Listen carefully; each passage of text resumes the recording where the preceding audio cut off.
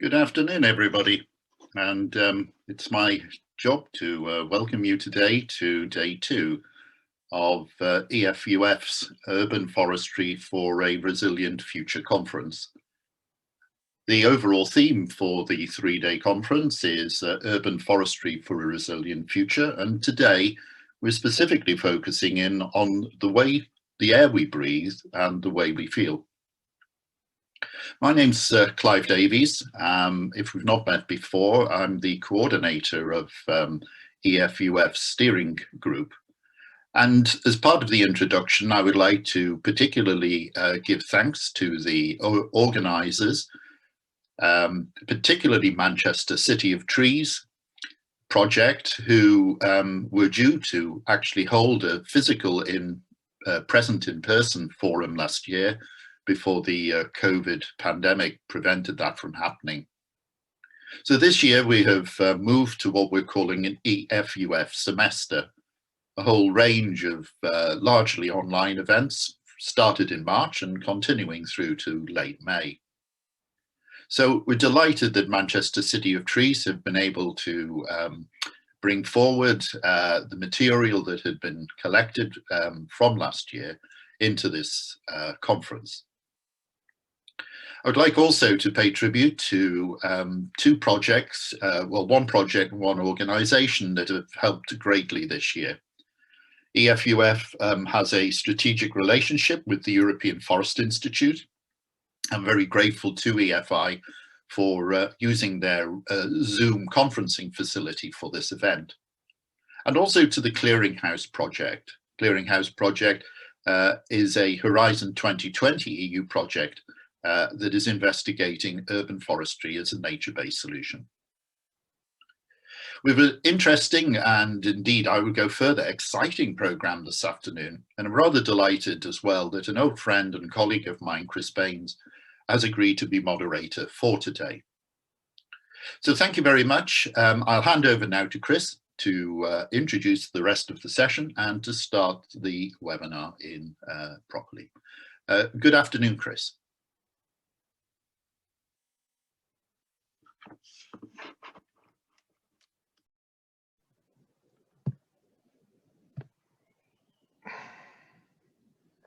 I am here. I'm just waiting for the host to switch my camera on.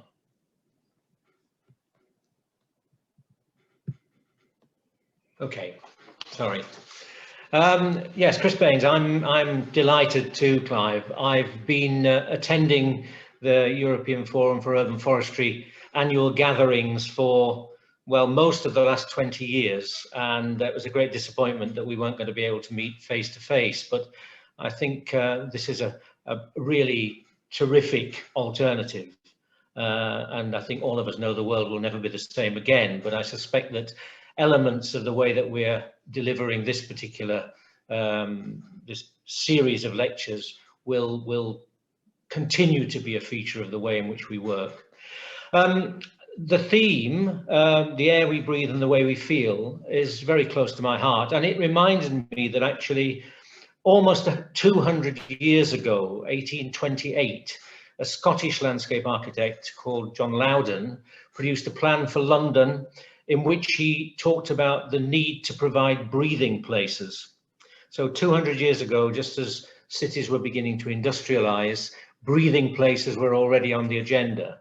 And then certainly for most of our last 20 years and beyond that, Roger Ulrich's work on the relationship between green space and health and stress has been a real core of the work we've done. So it's wholly appropriate that we have this session as the centerpiece, if you like.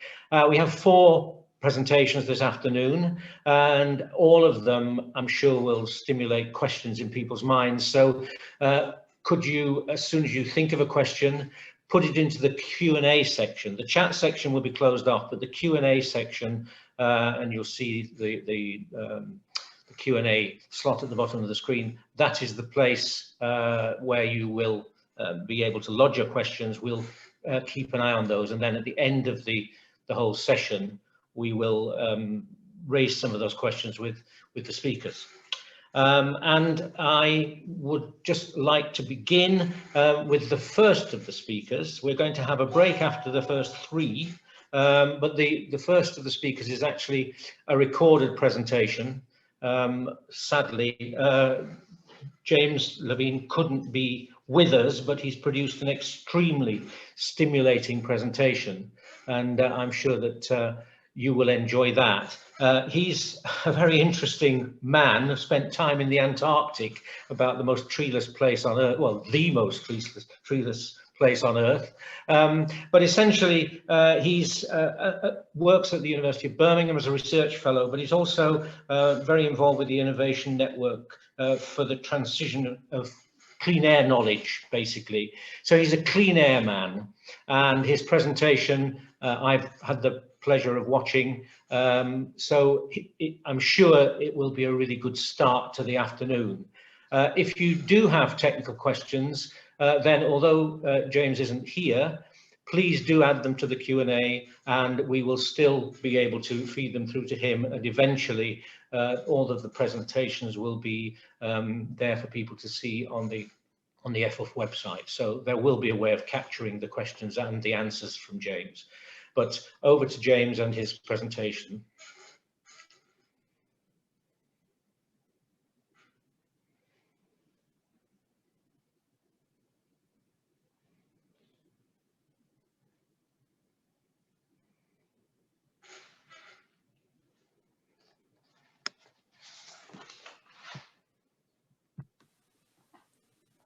Thank you very much for this opportunity to talk to you today at the European Forum on Urban Forestry about the use of strategic green infrastructure to mitigate the health impacts of roadside air pollution. This is work that I've been doing, James Levine, alongside Helen Pierce, Xiaoming Cai and Rob Mackenzie at the University of Birmingham. I'm sorry not to be able to be with you today in person.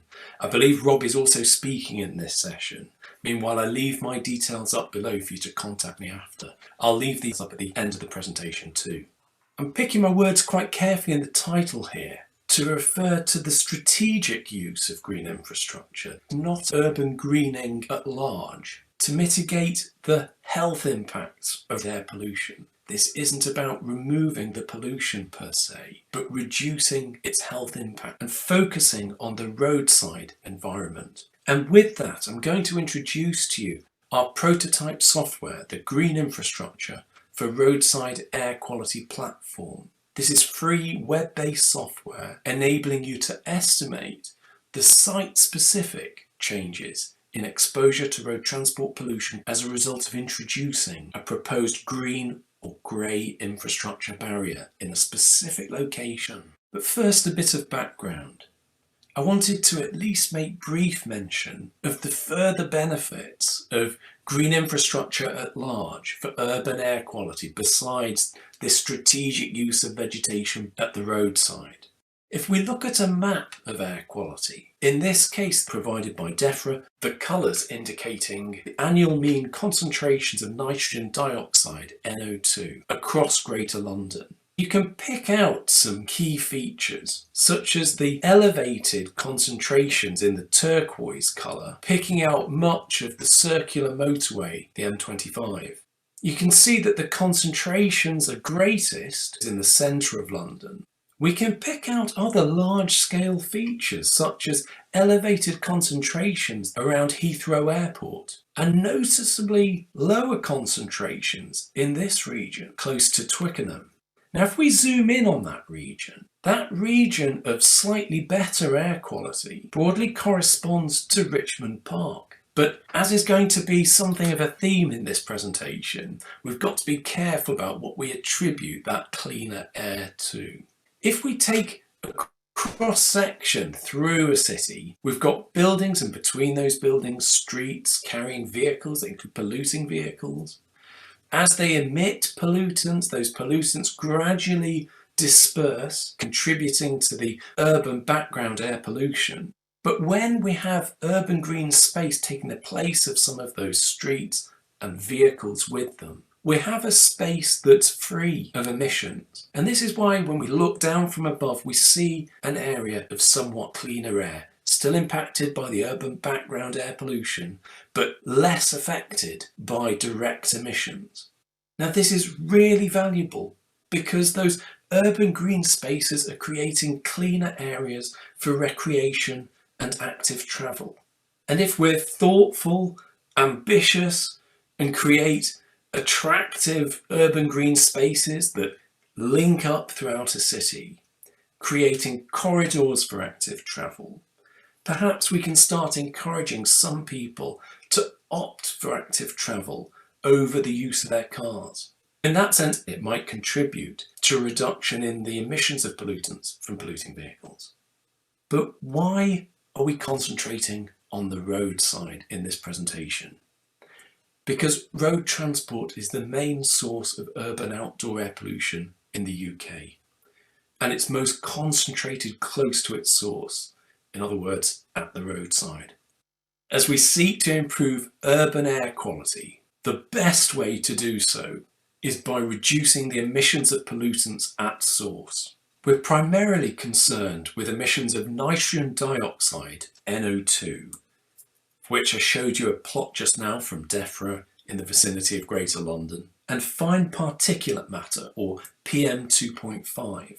Vehicles emit pollution as part of their exhaust that includes NO2 and PM2.5. They also emit pollution through brake, tyre and road wear.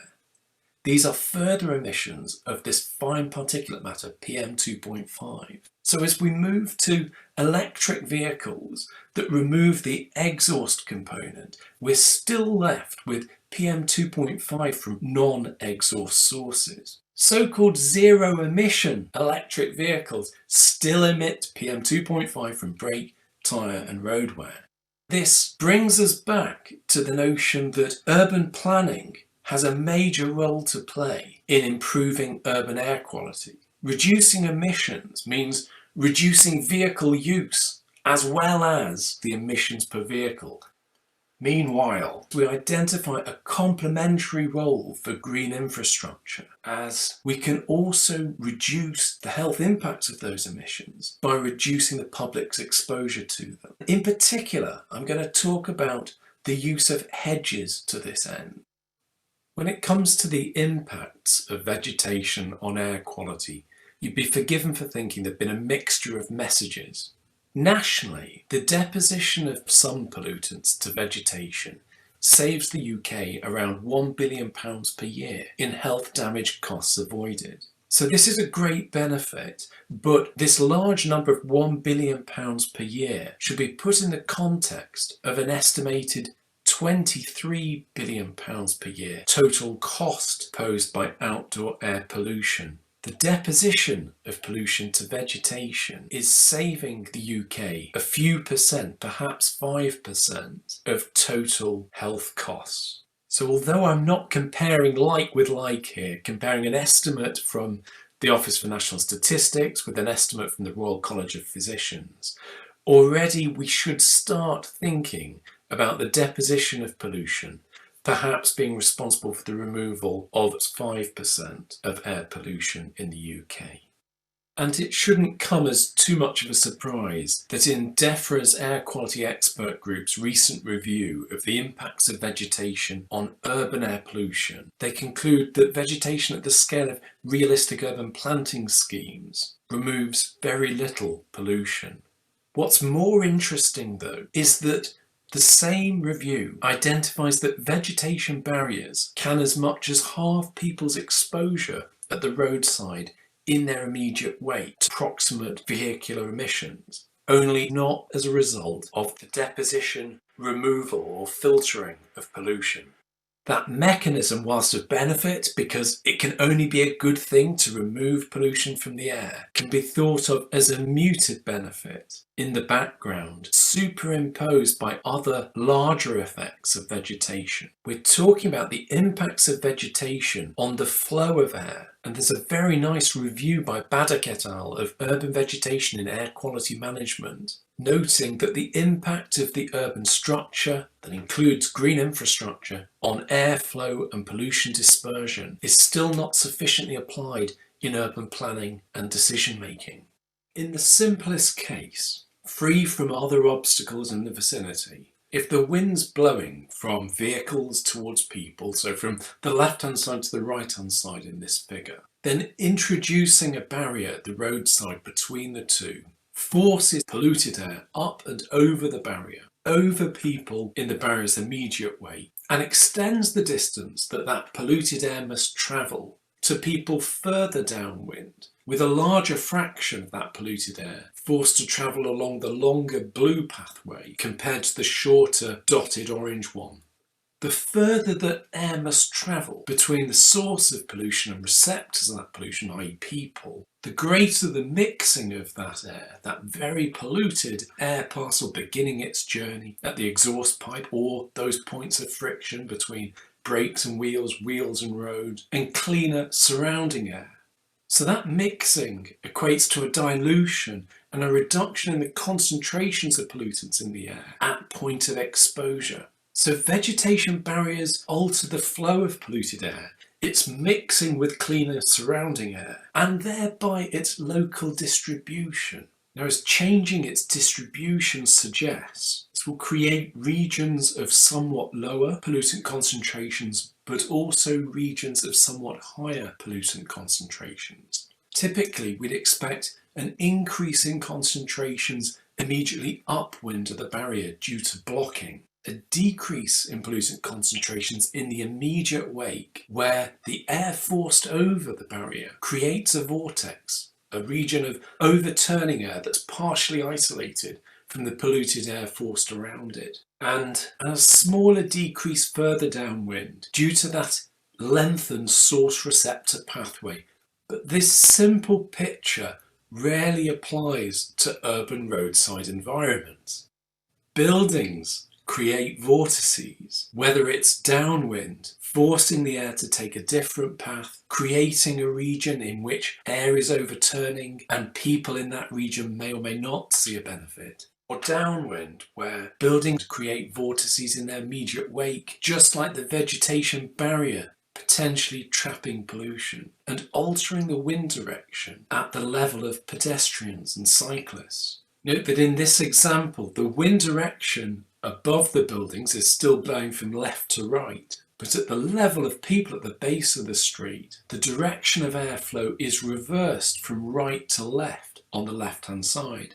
The message here is the impacts of a barrier will depend on local wind conditions aloft, the local urban form, and the interactions between the two, part governed by the street's orientation. We have developed the prototype green infrastructure for roadside air quality platform to enable you to account for these local factors and more besides, such as the strength of emissions from vehicles in the site of interest to you, the background air quality in that conurbation, and not only prevailing wind conditions at your particular site of interest, but the climatological variability in those wind conditions. This platform is freely available. It's web-based. You create a project much like a folder, and within that an analysis. On creating an analysis, you're asked to specify quite a lot of information, not least the cross-sectional geometry of the street of interest to you. Then you can specify a barrier and click on NO2 changes or PM 2.5 changes and see the percentage changes we estimate in the concentration of those pollutants as a result of the barrier. You can specify a green barrier or a grey infrastructure barrier combined with a dense line of trees to extend the height of that barrier.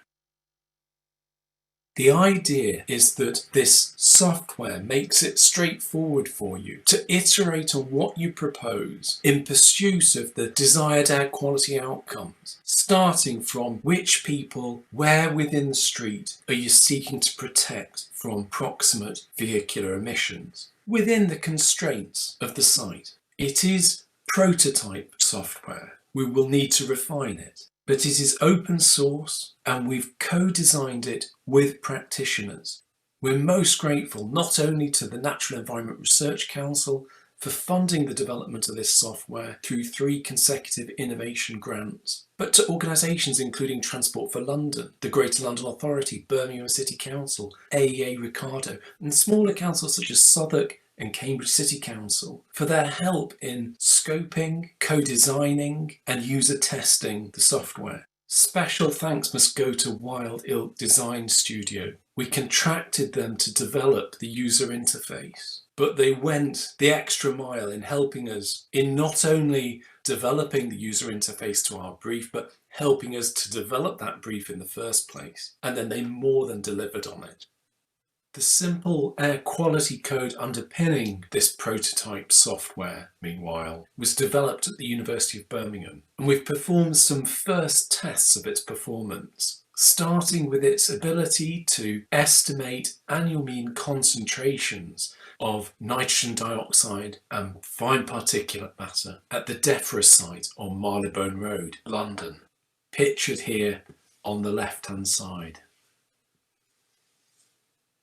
Viewed as distributions across the cross-section of this street canyon, you can see the concentrations of nitrogen dioxide and fine particulate matter show highest concentrations at the base of the street in the vicinity of the vehicles, the sources of these pollutants. At the location within this cross-section of DEFRA's automatic urban and rural network site, we model an annual mean concentration of NO2 of 104 micrograms per metre cubed, compared with 94 measured. We estimate an annual mean concentration of PM2.5 of 26.8 micrograms per metre cubed, compared with the 21.5 measured. So we're overestimating these concentrations by 10 or 20%, but the model's estimates are nevertheless of the right order of magnitude. And this prototype software has not been developed to simulate a single street environment, but to provide estimates of pollutant concentrations, or rather changes in those concentrations as a result of introducing barriers in a wide variety of streets, from urban street canyons such as Marylebone Road to open roads.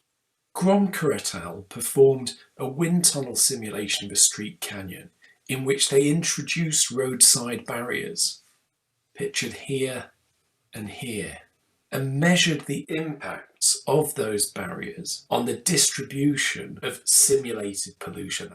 The model estimates approximately the right reduction in pollutant concentrations behind a barrier under a long street wind conditions, yielding reductions of 26 to 52% compared with those measured of between 40 and 50%. However, the model currently underestimates the benefits of the barrier under a cross-street wind condition, yielding reductions behind the barrier of 7 to 12% in this instance compared with ones measured of between 32 and 54%. Deschmuck et al. Assessed the impacts of a vegetation barrier beside this open road, Interstate 280 in California in the US. A road without buildings in close proximity. Viewed again as a cross-section of the street, we performed 2 calculations, subject to different model grids. Now, at the location in which the measurements were made, in neither model calculation do we calculate precisely the reduction in NO2 concentrations measured, nearly a 12% reduction. But in one case, we simulate a 2% reduction, in another case 17% reduction, whilst in the immediate wake of the barrier, where the physical principles introduced in the model confine the vortex in the barrier's immediate wake around which air pollution is diverted, the model yields a 9% reduction and a 12% reduction, close to the 12% reduction measured just a few meters further downwind. So the prototype software is showing some skill, but is not the finished article. We want to continue developing this. Meanwhile, I want to leave you with some take-home messages. First and foremost, the best way to improve air quality is by reducing the emissions of pollutants at source. but reducing exposure to what is emitted will further improve public health outcomes. So let's do both. And vegetation barriers can be used to reduce exposure. They alter the distribution of pollution close to its source, as opposed to removing that pollution. And their impacts are site-specific. This means there's no one-size-fits-all intervention. We've developed the prototype Green Infrastructure for Roadside Air Quality platform to enable you to estimate the site-specific changes in exposure to road transport pollution as a result of introducing barriers in specific locations under specific conditions. We are trying to secure funding to develop this software further. Meanwhile, should you seek consultancy services in looking with you at how you can locally reduce exposure to proximate road transport pollution, we're keen to engage in ambitious schemes. For example, and this is just a thought experiment, in this particular location, we've got 6 lanes of traffic, 3 on either side of a central reservation, in close proximity to housing either side. And it's interesting to consider, what if you could remove one of those lanes of traffic? What could you do with that extra space? In removing a lane of traffic, you could effectively push that source of pollution further away and create the space in which to introduce a tall vegetation barrier, partially protecting those people living on this now street within a street from those proximate vehicular emissions. We want to engage in ambitious schemes and then comprehensively monitor those to gain much more detailed, much more nuanced insights into the effects of vegetation barriers on the distribution of pollution in their vicinity. If you're interested in engaging us in advising on schemes such as this and instrumenting those sites to make those measurements, to evidence those schemes as beneficial and to recycle what's learned from those measurements into improved predictions for further users through the software, please get in touch with me. Thank you very much indeed again for this opportunity to talk to you today. I'd like to acknowledge the many people that have contributed to the development of this software, freely available at www.giforraq.ac.uk.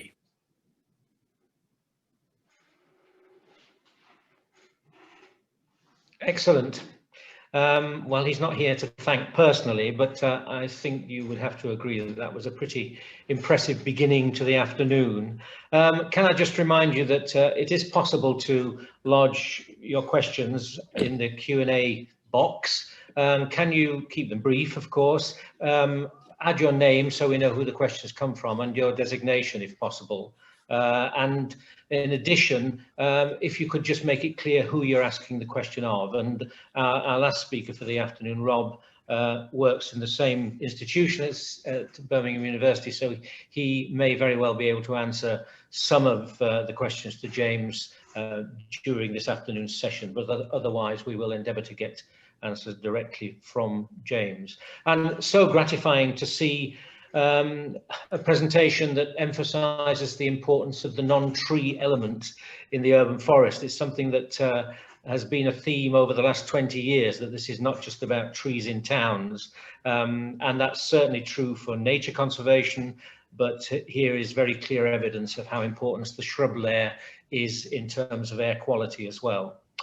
The next speaker is Claire Olver, and she's a programme manager for the Mersey Forest, which is a community forest in the northwest of England, Cheshire and Merseyside. And Claire has more than 25 years experience in land management, so a very experienced professional. And particularly, I thought, looking at the end, towards the end of James's presentation, that extraordinary list of collaborators, Claire is another person who has a real clear understanding of the importance of partnership, and I think she would probably agree that her key role is in working as a broker and forging the partnerships between key players across her particular region.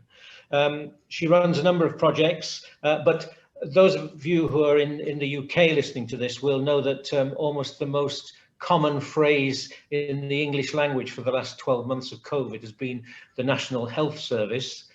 In every political announcement, it features dozens of times. Well, Claire's presentation is talking about the natural health service.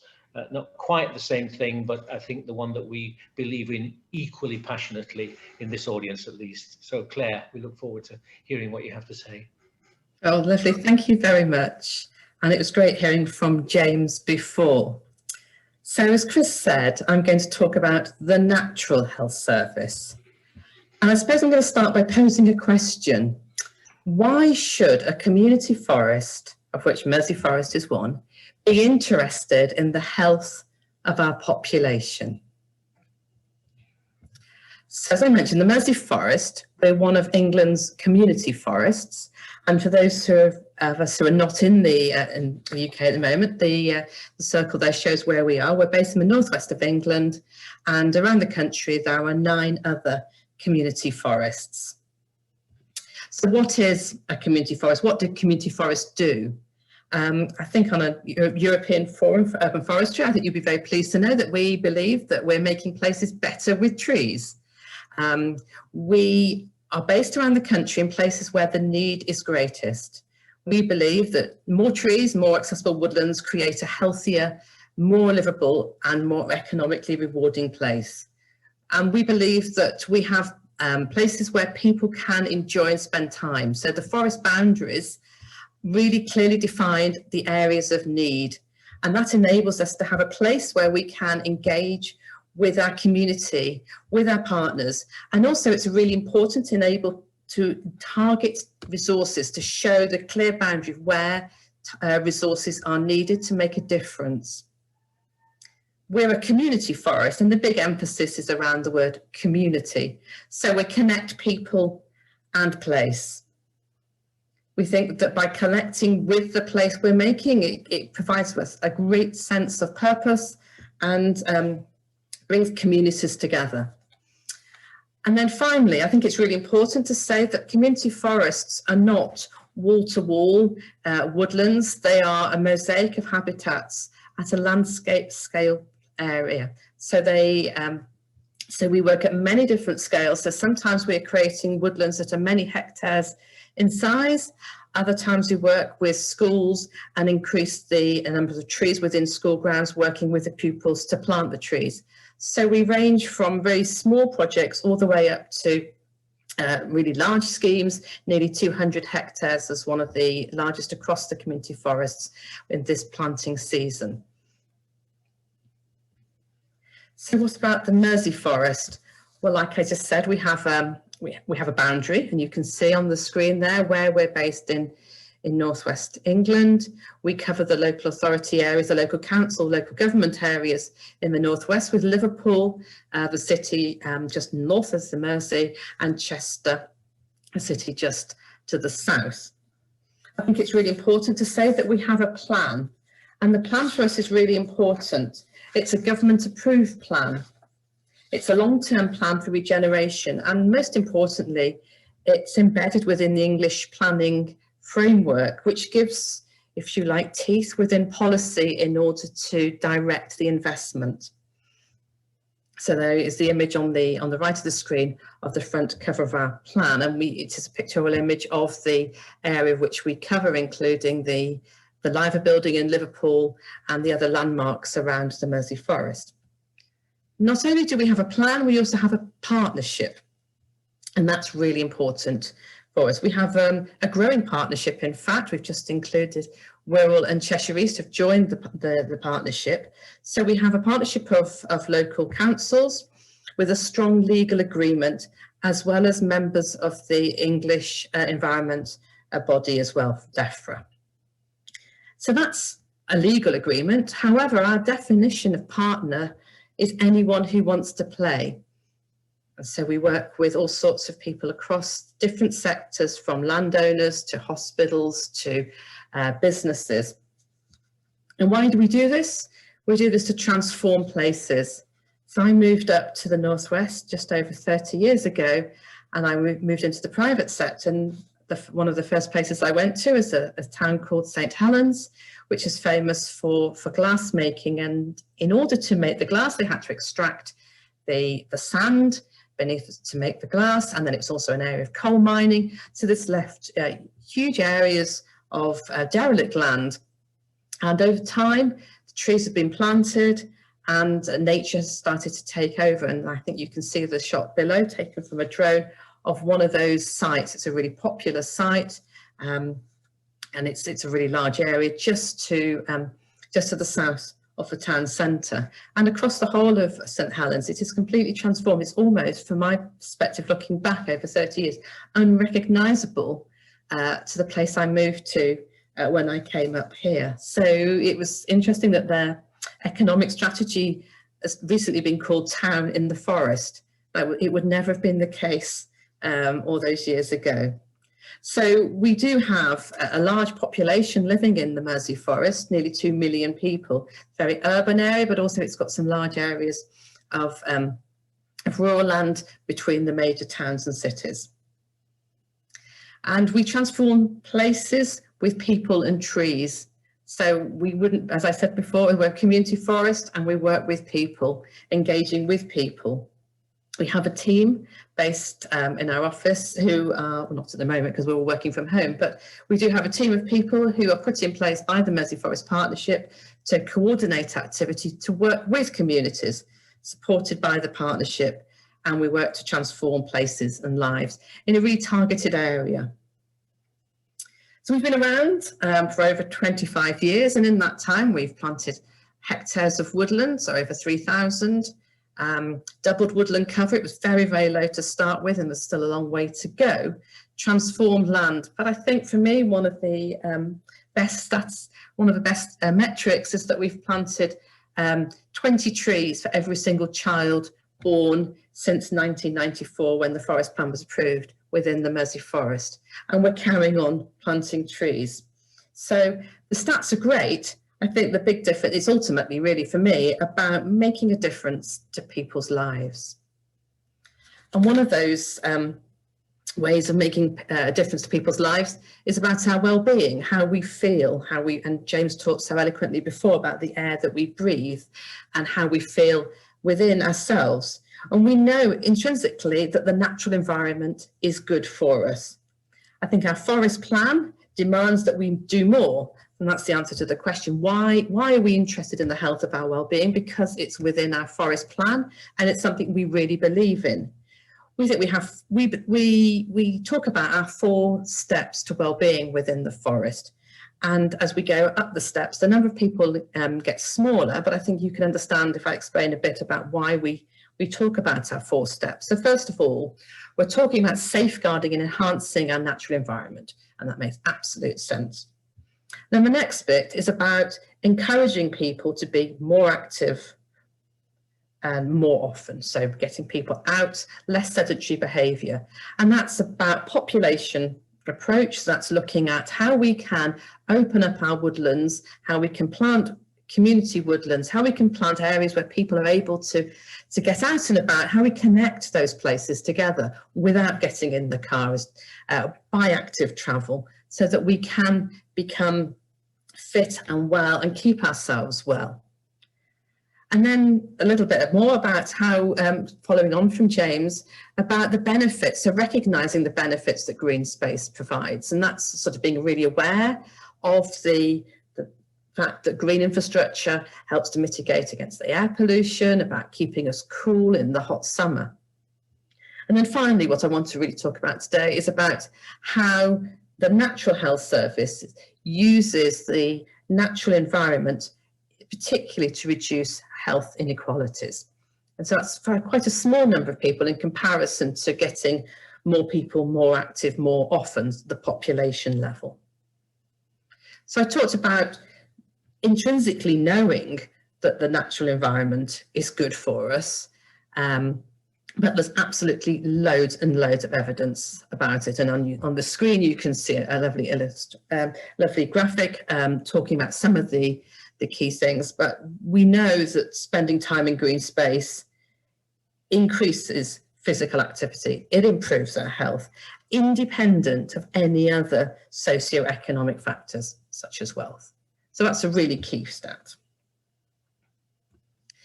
So our Natural Health Service, and I think it's probably useful here to give a little bit of background for those who are not in the UK.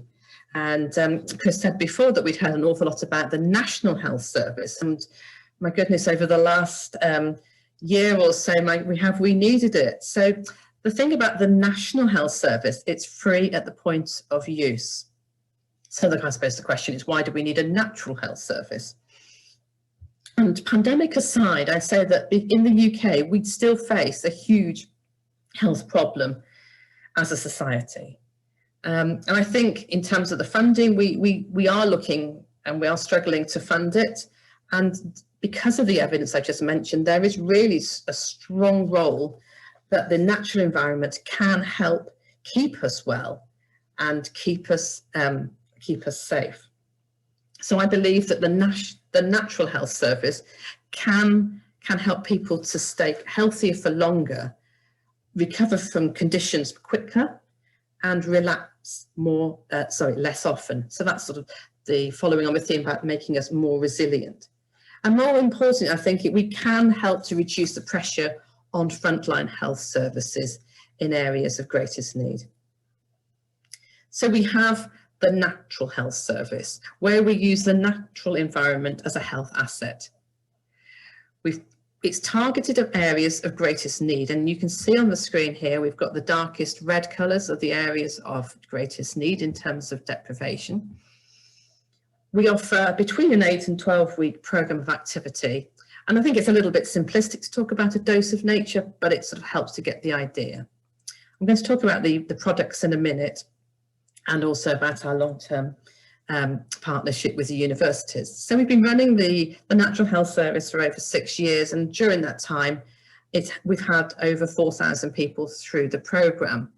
But it's not really about the number of people, it's about each person that comes through. And we don't offer everything to everyone, everywhere. So what we do have are 5 evidence-based products. And I say products because that sounds a bit like what Glaxo would do, but in reality, we don't market them as such.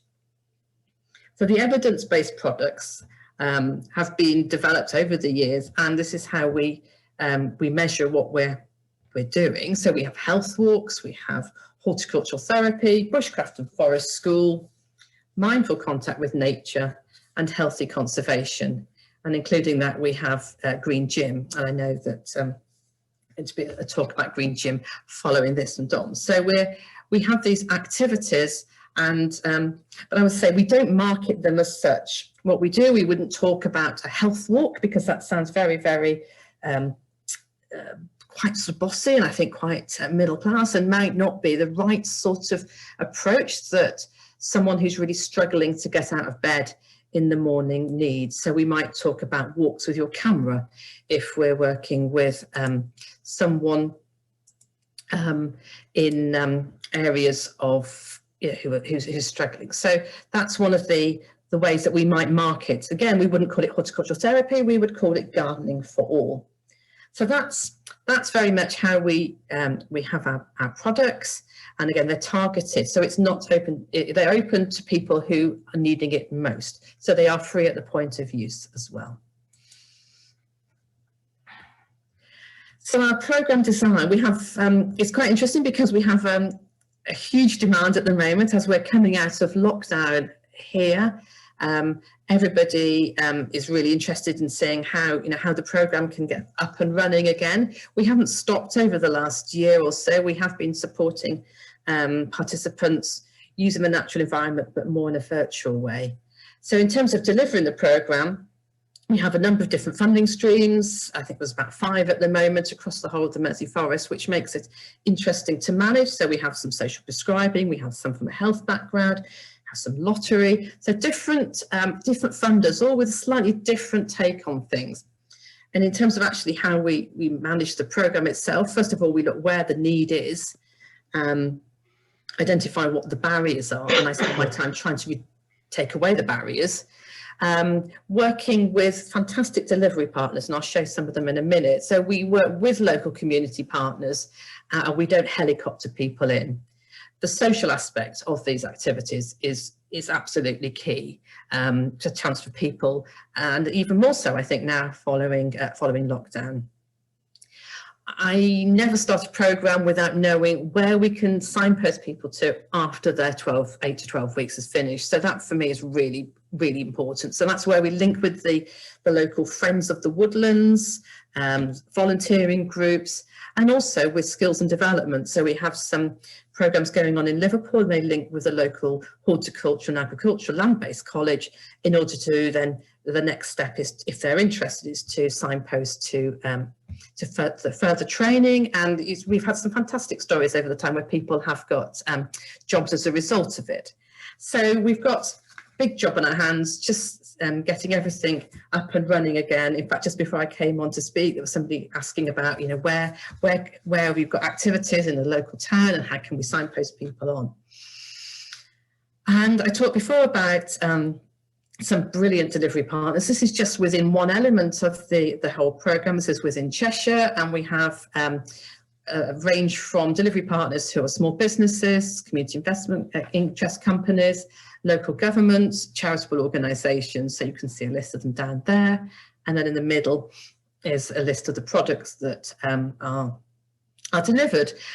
And I should say that it's really important that where we deliver is right close to where people live. So it really is connecting people locally with their local green space, their local community woodland, their local park. It's not about getting people on a bus and taking them 20 kilometres, 20 miles away to a forest elsewhere. This is about connecting people with the green space, the green infrastructure right where they live. So it's reducing any barriers. It's reducing the barriers about getting transport. This is about encouraging people to visit their local park again, or their local new woodland. I mean, we've found over the last year, people have discovered large numbers of new community woodlands right on their doorsteps, whereas because they've been unable to get in the car and go travelling, they've actually discovered new areas that they didn't know existed. So it's a really good opportunity to connect people to their local green space, to when they feel well, that they can go back because they know it's a safe place, they know it's a happy place, and that they gives them the confidence to explore further. None of this, I think, would be right without talking about some of the work that we do with our academic partners as well. So we have a really good relationship with the universities in Liverpool, John Moores University, University of Liverpool, but elsewhere around the country, Exeter, Essex. And there's been a huge amount of work to collaborate with the universities, including hosting PhD candidates and students as well, but also getting involved in papers and research institutes as well. So I think the whole area around the monitoring and evaluation, which I've not yet mentioned, has been as a result of the excellent work with our academic partners. We do monitor. We have to be aware of all of the limitations and the constraints that we have around privacy and also regulation around this, but we measure people's well-being at the start, and then we also measure it at the end of the 12 weeks or the 8 weeks. And I'm going to show you some of the figures. So we look at mental well-being, and for that we use something called WEMWEBS, which is a well-known measure, and we've used this across 4,000 or so participants, so we've got a really good baseline to work on. We know that there is a significant increase in well-being, and alongside that we also measure physical activity, and we use again a questionnaire called IPAC, and whilst we work them, we know that they work really well together. And so again, a significant increase in physical activity. I also give people the opportunity to talk in their own words, so qualitative data, and then we do a little bit of analysis around that too. And for me, I think it depends on whether you're a stats person or you're a word person. And sometimes it's the words that people are saying and the way that they say it has really a big impact on me personally. And some of the stories coming out from the participants as well. So I think you can read some of the comments there. Talking a combination of mental well-being and physical activity, and how the two are interrelated. So just to wrap up really, in terms of our learning, we know that it works. We know that our urban forest is absolutely key, and it helps to show the value of that initial investment, and we continue to show the value of the investment as well. However, the focus of the activities is around well-being of the participants. We're not trying to bend the spend, we're not trying to get health money in order to secretly improve the environment.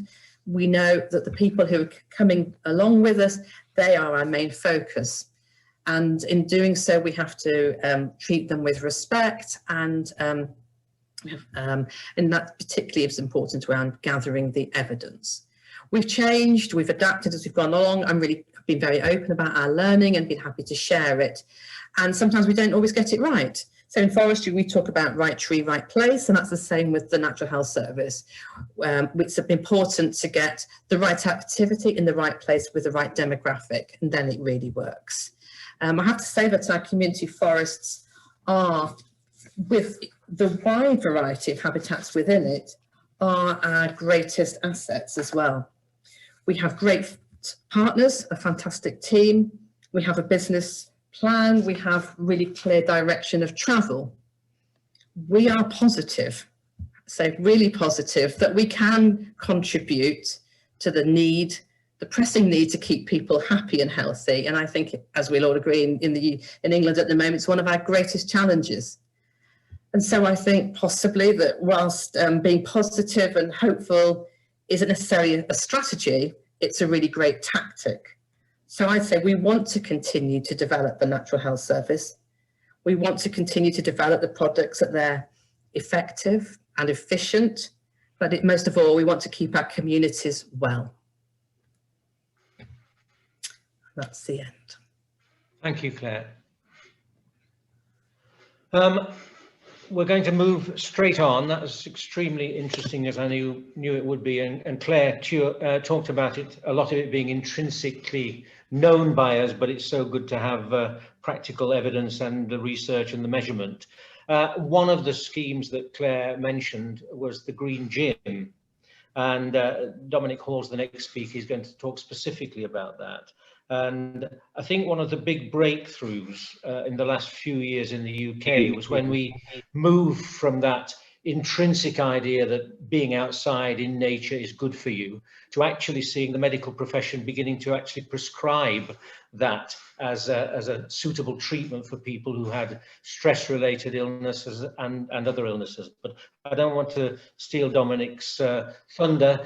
Dominic works for the Conservation Volunteers, and that's an organisation which for all of my working life certainly has been absolutely at the cutting edge of involving people with practical conservation in the countryside and in the towns. And the Green Gym is just one of the projects. Dominic's based in Glasgow, but with a national role as well. So I look forward very much, Dominic, to hearing what you have to tell us about the Green Gym. And after that, we will have a very short break before we move into the fourth session. Dominic. Thanks very much. Hopefully everyone can hear me and see my screen okay.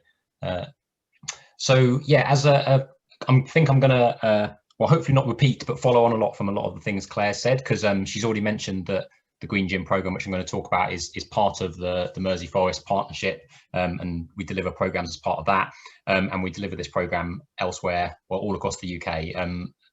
As was said in the introduction, I'm actually based in Glasgow myself, and so I'm involved in running programmes there. And I'm going to talk about the programme nationally, but also a little bit, a couple of specific projects we've got in Glasgow that I think are Dominic, it's Chris here. Can I just interrupt you for a second? Of course.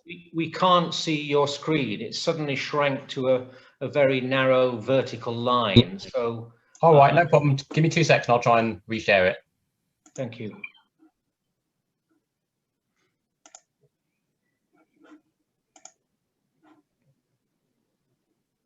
Has that appeared? We can see it now.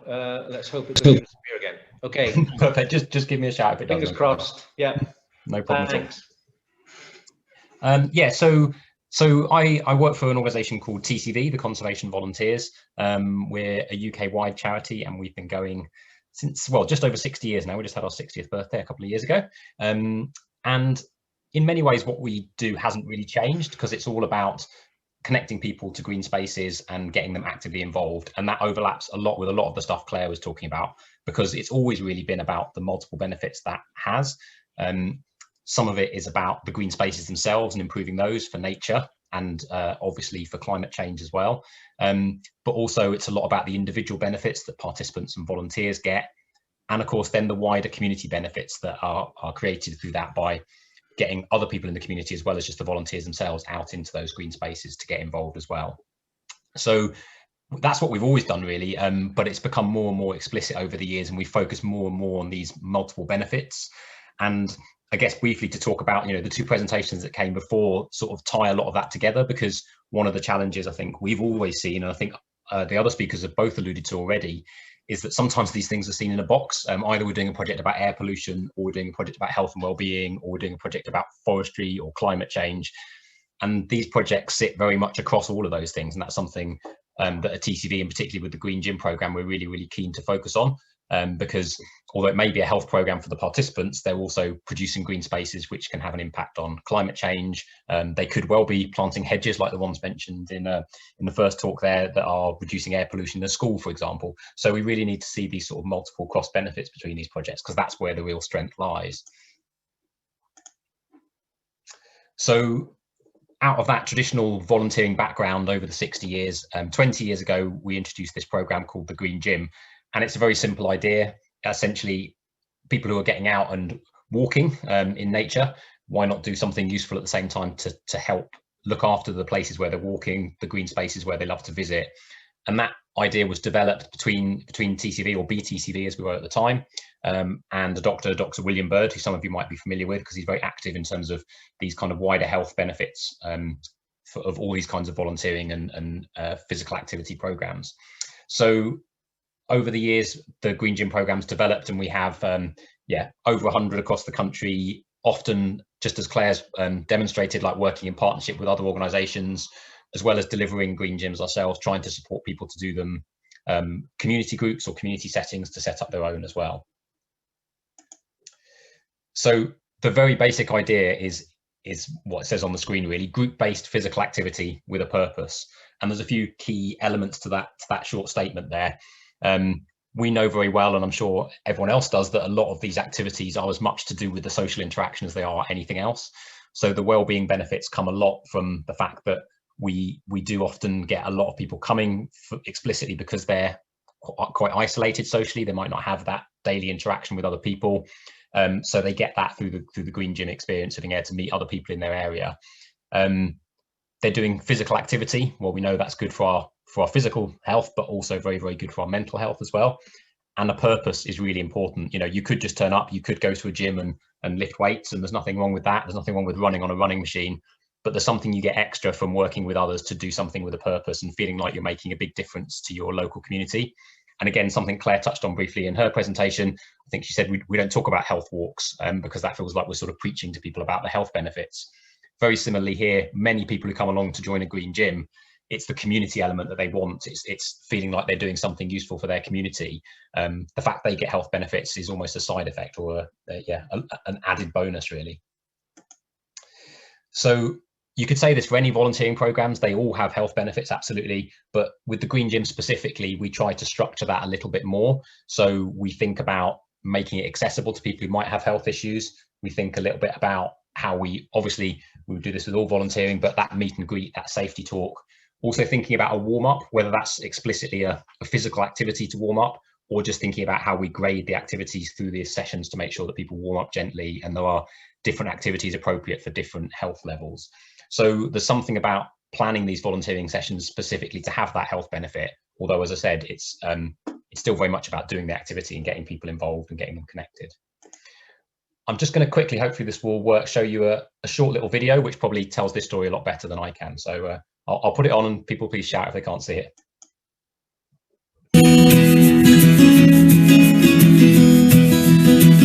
I love doing hard physical work. I love doing meaningful work that's good, not only good for myself, but good for the community. I'm 70 years old, and I want to stay young and fit for as long as possible. I moved to Chingford about 3 years ago, and one of my problems was in a new neighborhood, not knowing anyone and how to meet people. So I joined the Green Gym.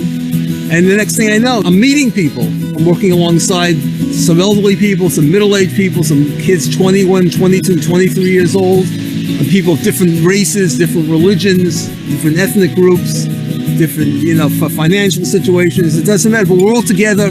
All the differences disappear because we're doing one thing, meaningful activity to help our community. We're doing it together, and we feel so buoyant about doing it. It's fantastic, and I love the Green Gym.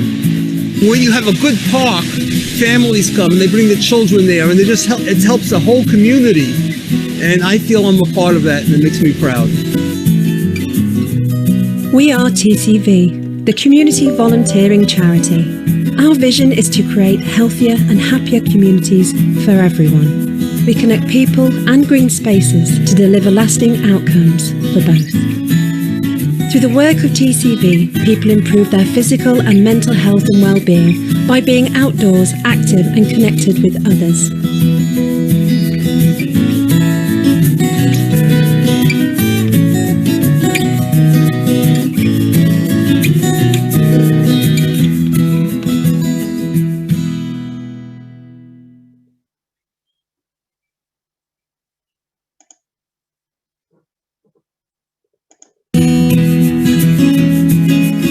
Sorry, it's so good it wants to play it twice.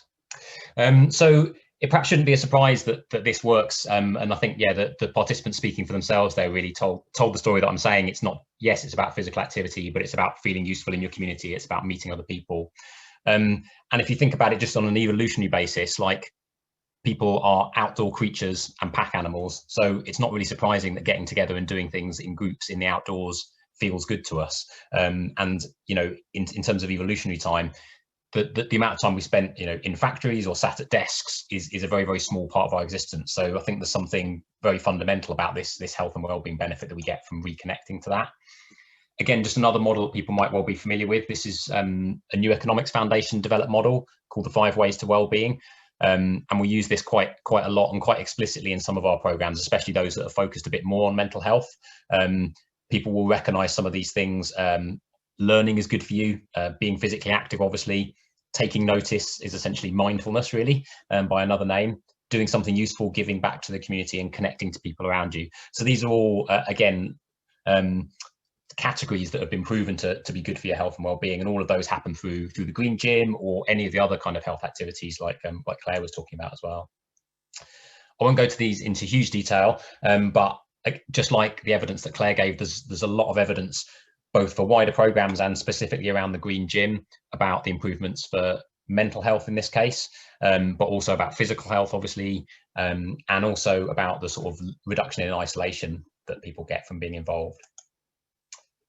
Again, I won't read these in detail, but again, just like Claire said, really, there's a mixture. You can prove some of this with stats, but really talking to volunteers is the best way about their personal experience, and you really see what they get out of it and the wider benefits they get.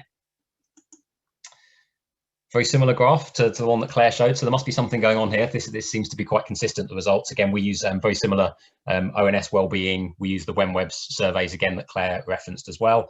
And again, we see very consistent results in terms of people feeling more worthwhile, greater satisfaction, greater social connection, reduced anxiety, and all those good things. One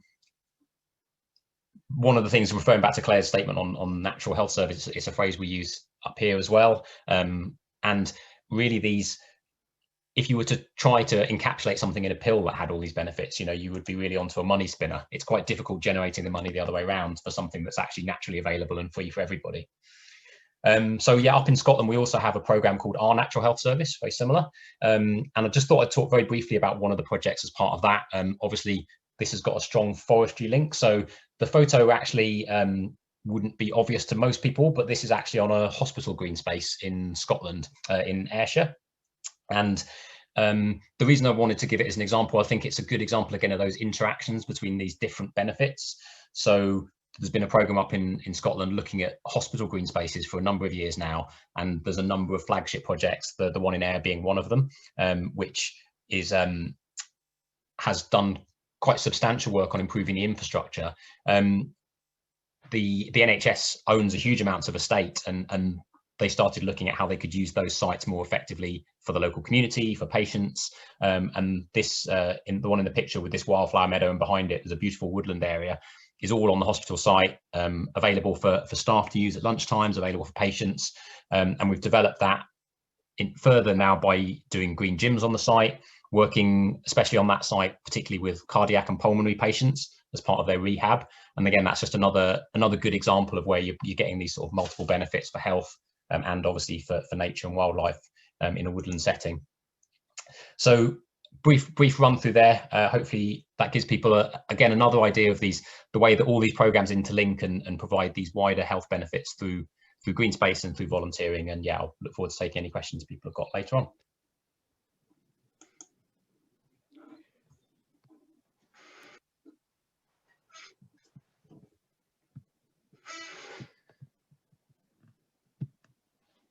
Thank you very much. The terrific, and the marrying together of all three presentations so far is very encouraging, and I think for a lot of us, this build-up of really useful scientific evidence of the values that many of us have been espousing for a long time is so valuable, and I think just a really good reminder of how important the European Forum is, that actually we're rather proud and have been for a long time of the Green Gym as a British product, if you like, and in these post-Brexit days, critically important that we maintain the links across Europe and the rest of the world, and where we do have something as good as that, we have the mechanism for sharing it.